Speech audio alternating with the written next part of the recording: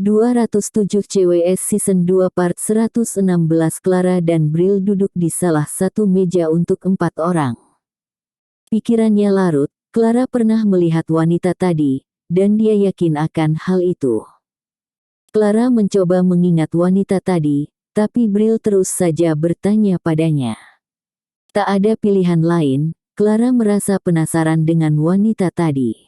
Bril, Mami akan ke kamar mandi dulu, ya. Bril. Bersama pengasuh Ana dulu. Jangan pergi kemana-mana. Mami akan segera kembali, ucap Clara. Bril mengangguk, sedangkan Clara bergegas pergi menuju toilet. Sesampainya di toilet, Clara berdiri di depan cermin. Dia mencoba mengingat wanita tadi. Meski wanita itu memakai kacamata hitam, tetapi Clara yakin pernah melihat wanita itu. Siapa? Ya, gumam Clara. Jantung Clara berdegup kencang seketika. Clara menelan air liurnya. Ya, dia teringat sekarang. Wanita itu mirip sekali dengan Jasmine. Mantan kekasih Bram. Astaga. Aku yakin itu Jasmine. Apa maksudnya bicara dengan Bram? Perutnya, astaga. Clara bergumam di tengah kegelisahannya. Dia sangat yakin bahwa wanita tadi adalah Jasmine dan perutnya Jasmine buncit layaknya orang yang tengah hamil. Clara ingat wajah Jasmine, bahkan Clara ingat pernah melayangkan tamparan ke wajah Jasmine beberapa bulan yang lalu, tepatnya ketika di kantor Bram. Clara bergegas mengambil ponselnya, dia menekan panggilan menuju kontak Bram tetapi kontak Bram sibuk. Bram benar-benar tak menjawab panggilan Clara. Clara menelan air liurnya. Perasaannya semakin gelisah. Bagaimana jika ketakutannya benar? Bagaimana jika Jasmine dan Bram benar-benar kembali bersama? Apa nasibnya akan sama seperti Anita? Clara cemas. Takut kejadian yang menimpa Anita akan menimpa dirinya.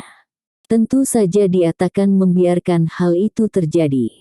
Jikapun benar sesuatu Bram dan Jasmine kembali bersama, Clara benar-benar takkan mengampuni Bram.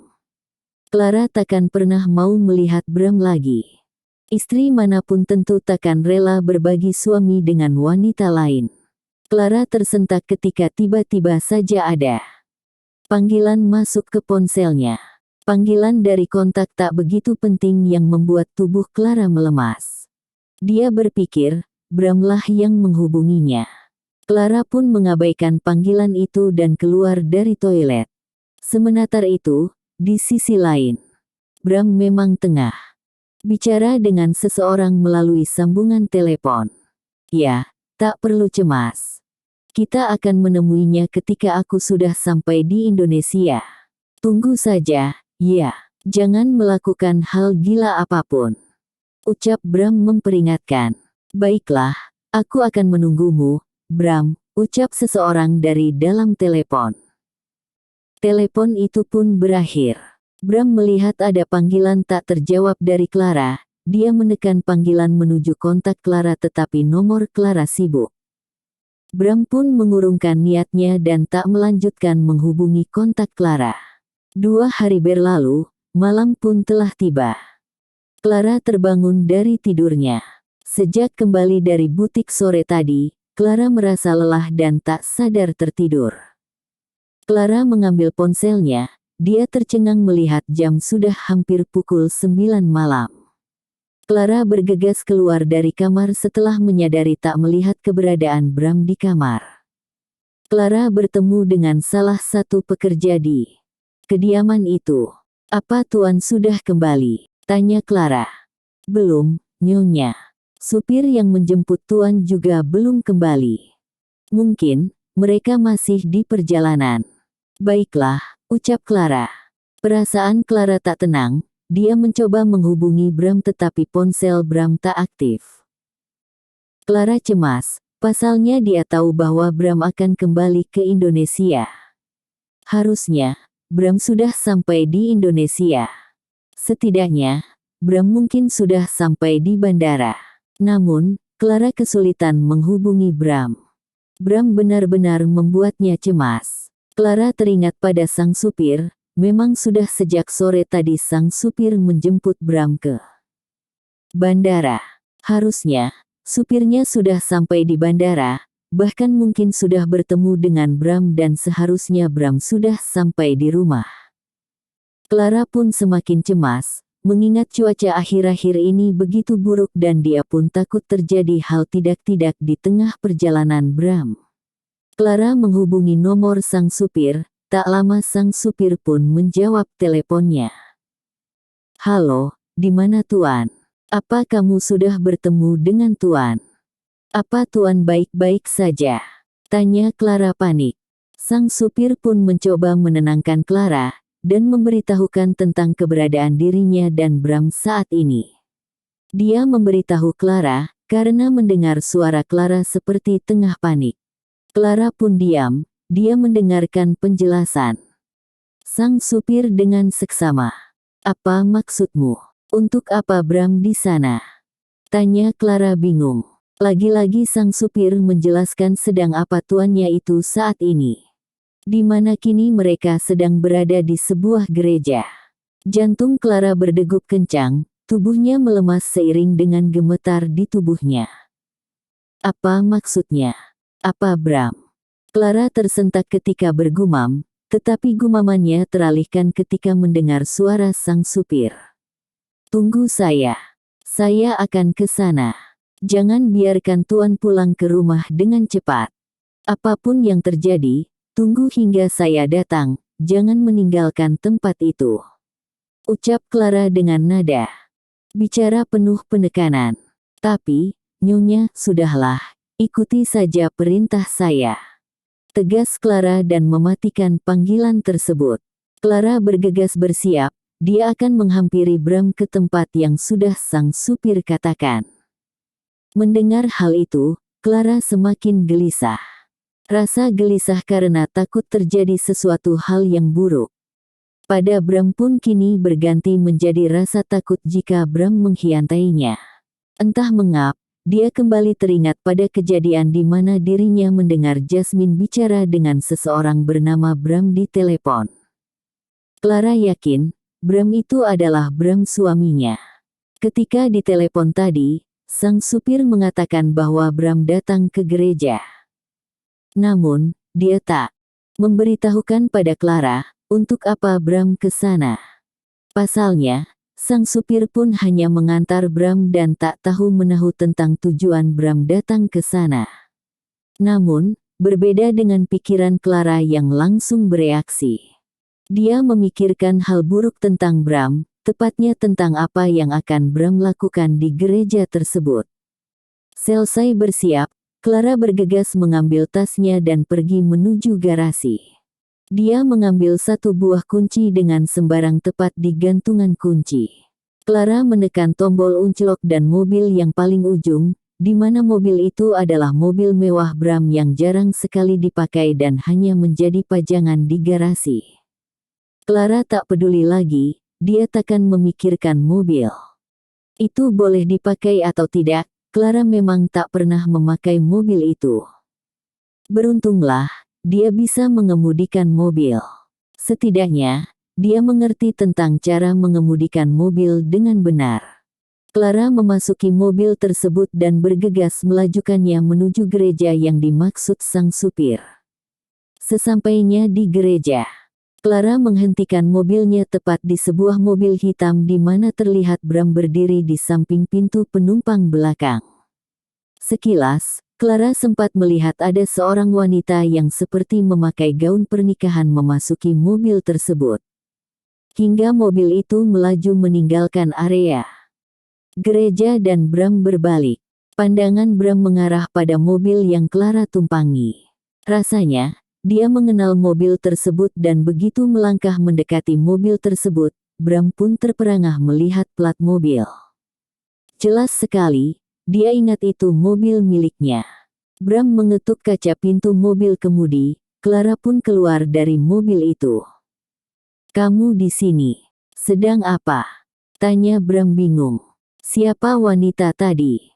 tanya Clara pelan, dan bibirnya bergetar mengatakan semua itu. Dahi Bram berkerut. Apa Clara mengetahui sesuatu? Pikirnya. Sejak kapan Kaplak? Apa kamu mengkhianatiku? Apa kamu diam? Diam menikahi wanita lain, sama seperti ketika kamu menikahiku dulu secara diam-diam, Aku bahkan sedang hamil anakmu. Teriak Clara histeris seraya melayangkan tamparan keras ke wajah Bram. Bram terdiam, tubuhnya menegang mendengar teriakan Clara. Apa yang baru saja Clara katakan? Apa aku tak salah dengar? Batin Bram. 208 CWS Season 2 Part 117. Apa yang baru saja Clara katakan? Apa aku tak salah dengar? Batin Bram. Buk, buk. Clara memukul bahu Bram berulang kali, melampiaskan amarahnya yang dia sendiri tak tahu kebenarannya. Bahkan emosinya meluap di tengah ketidakpastian atas apa yang dia pikirkan saat ini. Clara kesal, marah, emosinya meluap memikirkan pikiran buruk tentang Bram yang mengkhianatinya yang bahkan sudah sejak di rumah tadi terlintas di kepalanya. Bram akan sangat menjadi pria tak punya hati jika benar-benar mengkhianati Clara. Clara bahkan tengah mengandung buah cintanya dari Bram. Ya, 2 hari lalu. Ketika pagi itu di kamar mandi, di mana Clara mencoba menggunakan alat tes kehamilan yang dia beli di minimarket sebelumnya, Clara mendapatkan 2 garis merah muncul di alat tes kehamilan itu.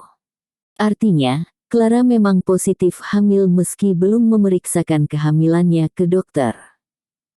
Sedangkan Bram hanya diam, dia membiarkan Clara terus memukul tubuhnya dan takkan melakukan apapun. Dia hanya akan melihat dan menerima perlakuan Clara, dia bahkan hanya menatap lekat wajah Clara yang terlihat dipenuhi kekecewaan. Clara bahkan menangis. Bram tak ingin marah kali ini. Dia hanya ingin mendengar tentang apa yang Clara katakan tadi. Dengan lebih jelas, mungkin Clara akan jauh lebih baik setelah melampiaskan amarahnya. Katakan, Buk. Clara memekik seraya kembali memukul tubuh Bram. Dia memaksa Bram agar mengatakan kebenaran padanya. Sementara itu, Bram masih tetap diam membuat Clara semakin geram. Apa kamu tuli? Kenapa kamu tak menjawabku? Pekik Clara kemudian akan kembali melayangkan tangannya di wajah Bram, tetapi dengan cepat Bram menahan tangan Clara dan menarik tubuh Clara ke pelukannya. Clara mengatur napasnya yang memburu. Setelah itu, dia mencoba melepaskan dirinya dari pelukan Bram tetapi Bram justru memeluknya semakin erat. Sudah cukup marahnya. Kamu terlihat sangat lelah, ucap Bram seraya mengusap punggung Clara. Bram mencoba menenangkan Clara. Bram bahkan dapat merasakan tubuh Clara gemetar. Apa Clara begitu takut aku mengkhianatinya? Astaga, dia berpikir terlalu jauh, batin Bram. Jika biasanya Bram akan kembali marah ketika melihat kemarahan Clara, apalagi Clara sempat menamparkan wajahnya, Bram pun akan memarahi Clara kembali. Namun, kali ini Bram sama sekali tak merasa terusik menerima perlakuan kasar dari Clara, karena dirinya mendengar Clara tengah hamil. Tentu saja kabar kehamilan Clara adalah kabar yang sangat membahagiakan bagi Bram.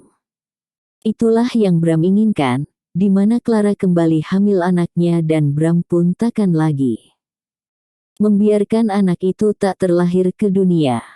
Bram takkan lagi menyia-nyiakan anak itu. Bram tak ingin lagi sesuatu yang buruk terjadi pada Clara dan bayinya. Kamu brengsek, Bram. Kenapa diam saja, dan tak menjelaskan apapun? Katakan, jika apa yang aku katakan tentangmu, dan wanita itu tak benar. Geram Clara seraya terus memukul lengan Bram. Bram tetap memeluk Clara, pukulan itu tak berarti apapun baginya. Tubuhnya bahkan tak merasa sakit karena pukulan tersebut. Tubuh Clara melemas, hanya isak tangisnya yang sesekali terdengar di telinga Bram. Sementara itu, dari kejauhan sang supir hanya diam melihat majikannya itu bertengkar. Apa semua salah dirinya? Jika benar, dia benar-benar Merasa bersalah karena sudah memberitahukan keberadaan Bram pada Clara, hingga akhirnya menyebabkan pertengkaran di antara Bram dan Clara. Dia pun bersikap seolah tak mendengar, bahkan tak melihat pertengkaran di antara majikannya itu. Bram melepaskan Clara dari pelukannya. Dia menangkup wajah Clara dan sesekali mengusap air mata Clara yang membasahi pipi Clara. Bram merasa sedih melihat keadaan Clara yang tampak kacau. "Apa kamu masih akan memukulku? Jika iya, maka lakukanlah hingga kamu puas, dan perasaanmu lebih baik," ucap Bram seraya menatap Clara. Clara mengusap wajahnya.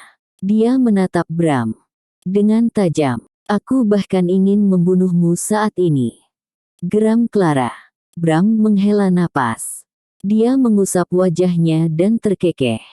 Clara semakin menatap Bram dengan tajam. Bram benar-benar tak tahu malu dan seakan merasa dirinya tak bersalah. "Lihatlah, sayang. Kamu terlihat menggemaskan. Apa mau kumasukkan ke agensi perfilman?" ucap Bram. "Apa maksudmu?" tanya Clara bingung. "Aktingmu bagus sekali," ucap Bram, kemudian mengerlingkan satu matanya. Clara terperangah mendengar ucapan Bram. Apa katanya? Akting. Yang benar saja. Rasa kesal, marah, bahkan tangis Clara bukanlah sebuah akting. Semua itu adalah luapan kekecewaan Clara terhadap Bram. "Tak tahu malu, pria macam apa dirimu? Kamu menuduhku berakting. Apa aku perlu berakting hanya untuk pria gila seperti dirimu?" pekik Clara. Bram mengerutkan dahinya. Sial sekali istrinya itu mengatakan dirinya gila. Beruntungnya, mood Bram justru sangat bagus meski dia tengah menghadapi sisi singa dalam diri Clara. Bram meletakkan kedua tangannya di bahu Clara. "Sebaiknya, kita pulang sekarang. Kita akan bicarakan ini di rumah saja," ucap Bram dengan nada bicara yang begitu tenang. Bahkan senyuman terus tersungging di bibirnya. Clara menyingkirkan tangan Bram dengan kasar dan bergegas masuk ke dalam gereja. Bram bergegas mengikuti Clara. Apa yang akan Clara lakukan di dalam sana? Pikir Bram. Clara mendekati seorang pendeta yang masih berada di sana. Bahkan ada orang lain juga di sana yang menemani pendeta. "Katakan, apa yang suami saya lakukan di sini? Apa Anda baru saja menikahkan suami saya dengan seorang wanita?" tanya Clara. Pendeta itu mengerutkan dahinya. Sesaat kemudian dia melihat ke arah Bram yang berdiri di belakang Clara. Bram meletakkan jari telunjuknya di bibir, dia mengisyaratkan agar pendeta itu diam saja. Pendeta itu beralih menatap Clara. Dia tersenyum pada Clara. "Iya, betul. Di sini baru saja terjadi pernikahan," ucap sang pendeta jujur. Clara membulatkan matanya. Tangannya terkepal kuat, dan berbalik. Dia berniat menghampiri Bram tetapi dia dibuat terkejut karena ternyata Bram sudah berdiri di dekatnya. Bram belum selesai mengatakan umpatannya terhadap Bram karena merasa geram mendengar pengakuan pendeta dan juga ketika melihat wajah Bram. Lihat saja, wajah Bram terlihat seolah tak berdosa.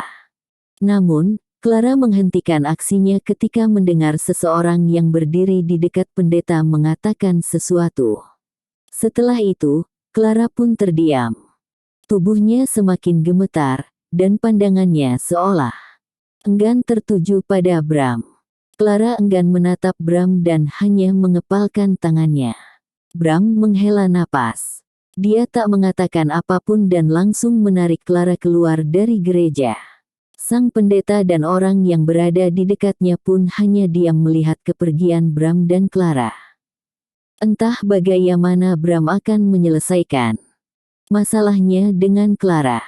Semua itu bukanlah urusannya. Clara masuk ke mobil, dan disusul oleh Bram yang juga masuk ke mobil dan mengambil alih kemudi. Bram tak memilih pulang ke kediamannya bersama supirnya, melainkan dia pulang dengan Clara menggunakan mobil yang Clara pakai tadi. Di sepanjang perjalanan, Bram dan Clara pun hanya diam. Tak ada yang bicara bahkan hingga mobil yang Bram lajukan sampai di area kediamannya. Ketika masuk ke rumah pun, Clara lah yang lebih dulu masuk. Dia meninggalkan Bram begitu saja. Bersambung. Terima kasih.